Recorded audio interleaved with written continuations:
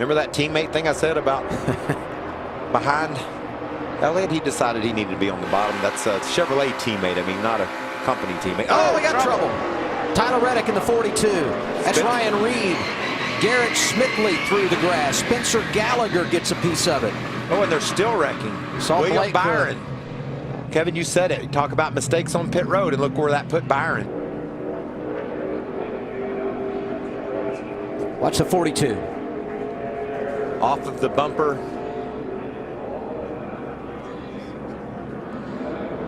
Of the 24 of Scott Lagasse, it looked like.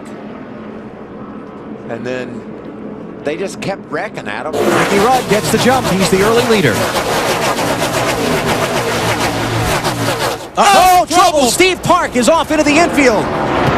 Another car ball over on his lid. It's Parkindale Jr. Terrible crash. Watch the yellow car back there just turn left. And when you hit wet grass, it feels like you pick up 200 miles an hour. But you can see how that barrier gave way when absolutely. that car that barrier absorbed a lot of energy, and I'll tell you what, that nice to see happen. He doesn't want to be too aggressive on these tires and abuse the tires too much at this point in time. If that is indeed, they may be looking at left sides while they're getting fuel, depending on how long they're going to be out there. Yeah, that's what I would be looking at. Oh, trouble. Gosh, what a mark. Ryan Newman, hard into the wall. Michael McDowell, hard into the wall. Caution's out, caution's out. Terrible crash. Like Ryan Newman overran that corner just a little bit. You see quite a few cars over there. Come back on the track. Contact between Biffle and Newman. Yes, Biffle came back on the track. Newman was right there. Got into him and hard into that guardrail, and the tires sends him back out in the middle of the track here into McDowell. Now we see the momentum coming from that outside lane. Once again, just on the inside of Brendan. Oh, look out! Trouble. Oh, and upside down is Earnhardt. This is going to be a mess. Big spin behind us, waving. The 33 of Harvick. Joey Logano involved. More cars still spinning in this multiple car crash. Just that quick.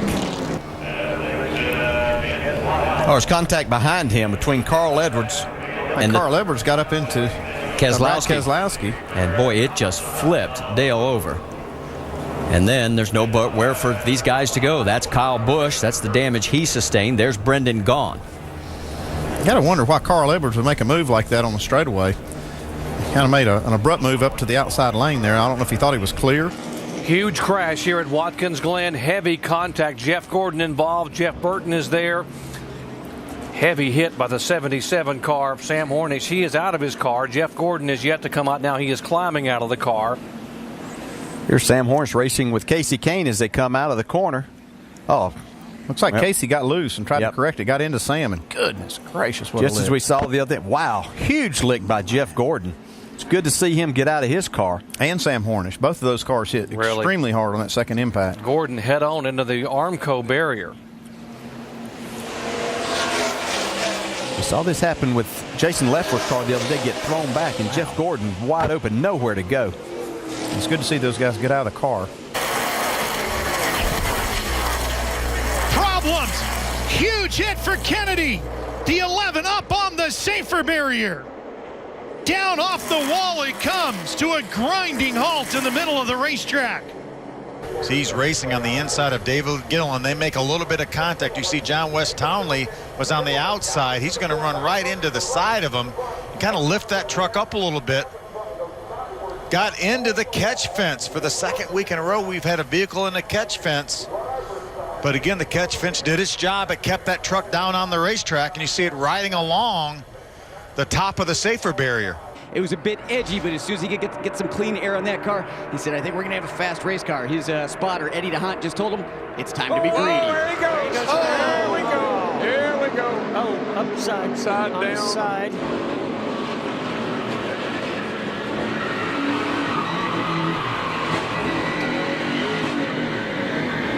I've been upside down at Daytona one time and slid on my roof just like that, sparks flying, and I was just hoping at the last second it was going to roll back over so I could get out. But he just didn't do that. He was stuck upside down.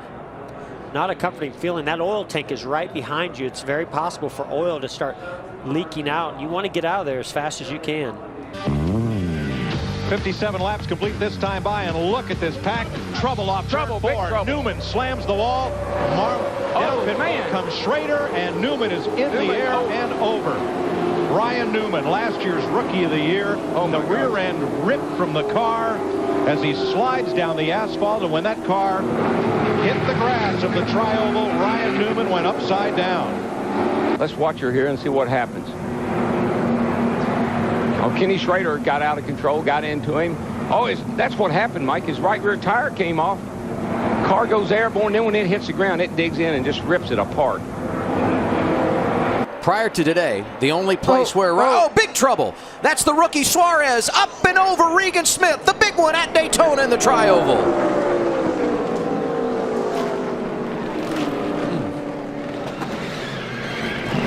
Let's see if we can see what happens. Kyle Busch was pushing the rookie, giving him a shove here. Kyle Larson, excuse me. And it looks like he just gets him in a bad spot right there, and he just got behind in his steering.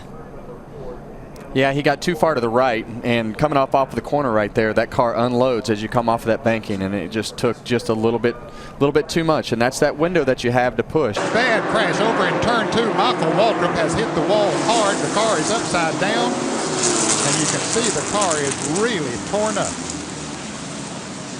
Well, Jerry, I said it's sort of on its side, or boy, yes, it is upside down.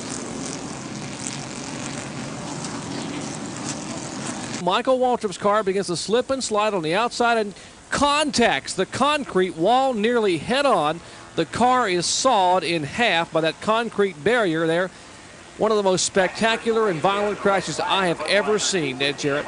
Jerry, I've been involved in auto racing for more than 30 years, and I don't remember ever seeing a car torn up this much.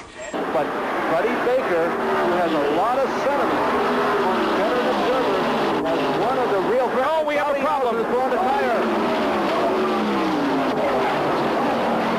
Bobby Allison with a horrible crash here on the front stretch. It has torn out a complete section of protective railing separating it. Alan Kowicki becomes involved. Debris and is collecting other cars. There was a lot of debris in the front stretch. Kowicki was involved. Richard Petty, I think. Right rear, it begins to shred.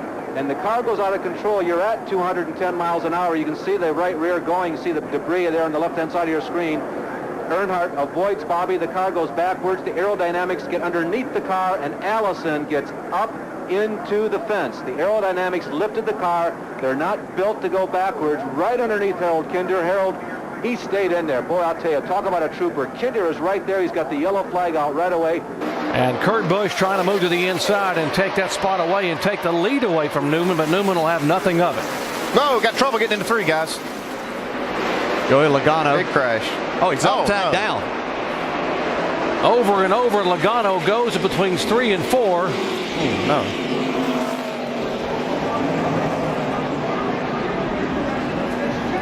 The car will come back to rest on all 4 tires. Really just kind of a stack-up effect.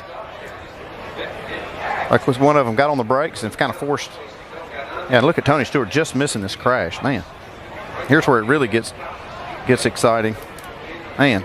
We talked about that there's nowhere to go as you come off of these corners, and when something like this happens, you really have, you make a commitment, and you've got one opportunity really to miss this wreck. Riding along with the bat cam, 100 miles an hour on that camera as they go down the back stretch. Oh, there it is. Hard into the wall, the 41 of Kurt Busch. He'll collect the rest of the field. The 18's in it, the 48's in it. The 88 is in it. Just on the front edge, she starts to roll now on the apron.